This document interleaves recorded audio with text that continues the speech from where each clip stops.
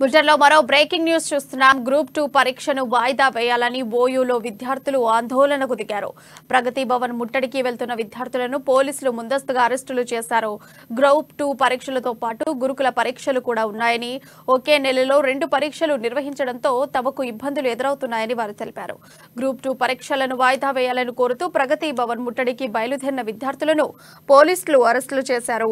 ఈ సమయంలో పోలీసులతో విద్యార్థులు వాగ్వాదానికి దిగారు. దీంతో ఉస్మానియా యూనివర్సిటీ ఆర్ట్స్ కాలేజ్ వద్ద ఉద్రిక్తత వాతావరణం చోటు చేసుకుంది.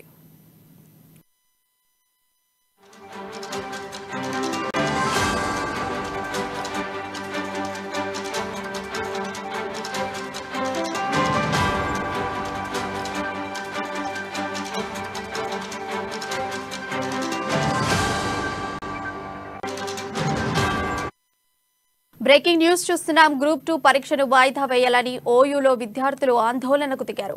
ప్రగతి భవన్ ముట్టడికి వెళ్తున్న విద్యార్థులను పోలీసులు అరెస్టులు చేశారు.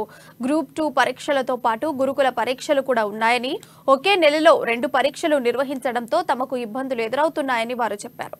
గ్రూప్ 2 పరీక్షలను వాయిదా వేయాలని కోరుతూ ప్రగతి భవన్ ముట్టడికి బయలుదేరిన విద్యార్థులను పోలీసులు అరెస్టులు చేశారు. ఈ సమయంలో పోలీసులతో విద్యార్థులు వాగ్వాదానికి దిగారు. దీంతో ఉస్మానియా యూనివర్సిటీ ఆర్ట్స్ కాలేజ్ వద్ద ఉద్రిక్తత వాతావరణం నెలకొంది.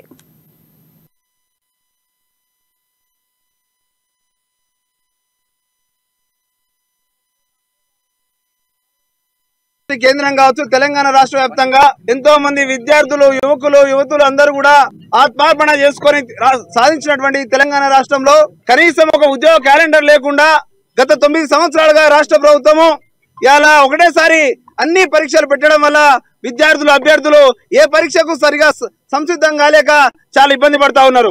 అదే విధంగా ఈ ఒక్క ఆగస్టు నెలలోనే ఇలా గురుకుల పరీక్ష సంబంధించి 1వ తారీఖు నుంచి 23వ తారీఖు పెట్టి గ్రూప్ 2 పరీక్షని 29, 30న నిర్వహిస్తామని చెప్పి కూడా ప్రకటించడము, దీన్ని మేమందరం కూడా తీవ్రంగా వ్యతిరేకిస్తా ఉన్నాము.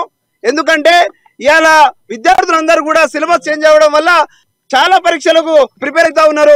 ఏ పరీక్ష సరిగా ప్రిపేర్ అవ్వకపోవడం వల్ల అభ్యర్థులు ఏ ఉద్యోగం కూడా కొట్టలేకపోతా ఉన్నారు. వస్తే మా ఉద్యోగాలు వస్తాయని